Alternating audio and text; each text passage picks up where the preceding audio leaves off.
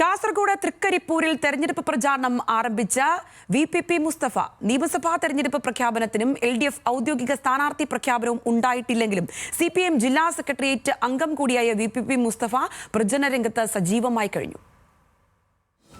സംസ്ഥാന കമ്മിറ്റിയും ജില്ലാ കമ്മിറ്റിയും തൃക്കരിപ്പൂരിലെ സ്ഥാനാർത്ഥിത്വം അംഗീകരിച്ചതോടെയാണ് വി.പി. മുസ്തഫ തെരഞ്ഞെടുപ്പ് പ്രചാരണം ആരംഭിച്ചത്. നിയമസഭാ തെരഞ്ഞെടുപ്പ് തീയതി പ്രഖ്യാപനവും LDFന്റെ ഔദ്യോഗിക സ്ഥാനാർത്ഥി പ്രഖ്യാപനവും ഉണ്ടാവും മുൻപ് ഡോക്ടർ വി.പി. മുസ്തഫ LDF സ്ഥാനാർത്ഥിയായി എത്തുമെന്നുറപ്പായ അണികൾ മണ്ഡലത്തിലുടനീളം പ്രചരണത്തിനുള്ള ഒരുക്കങ്ങൾ ആരംഭിച്ചു. പ്രചരണ ബോർഡുകളും കട്ടൌട്ടുകളും മണ്ഡലങ്ങളിൽ സജീവമായി. മണ്ഡലത്തിലെ വിവിധ പ്രദേശങ്ങളിൽ വി.പി. മുസ്തഫയുടെ കൂറ്റൻ കട്ടൌട്ടുകൾ ഇതിനോടകം തന്നെ ഉയർന്നു കഴിഞ്ഞു. മിക്കയിടങ്ങളിലും ചുവരെഴുത്തുകളും പൂർത്തിയായി. സ്ഥാനാർത്ഥിയുടെ പേര് ചേർക്കാനുള്ള ഇടം മാത്രം ബാക്കി വെച്ചാണ് വോട്ടഭ്യർത്ഥനകൾ ചുവരുകളിൽ നിറയുന്നത്. പൊതുസമ്മതനായ സ്ഥാനാർത്ഥി, രാഷ്ട്രീയത്തിനതീതമായ വ്യക്തിബന്ധങ്ങൾ തുടങ്ങിയ കാര്യങ്ങൾ വി.പി. മുസ്തഫയ്ക്ക് മണ്ഡലത്തിൽ അനുകൂല തരംഗം സൃഷ്ടിക്കുമെന്നാണ് വിലയിരുത്തൽ. യുവാക്കൾക്കിടയിലും പ്രവാസികൾക്കിടയിലുമുള്ള സ്വാധീനം വോട്ടായി മാറുമെന്നാണ് LDFന്റെ കണക്കുകൂട്ടൽ. മണ്ഡലത്തിൽ നടന്ന വികസന പ്രവർത്തനങ്ങൾ ജനങ്ങളിലേക്ക് എത്തിക്കാൻ സ്ക്വാഡ് പ്രവർത്തനങ്ങളും ആരംഭിച്ചു കഴിഞ്ഞു. ബൂത്ത് തലങ്ങളിൽ കമ്മിറ്റികൾ ചേർന്ന്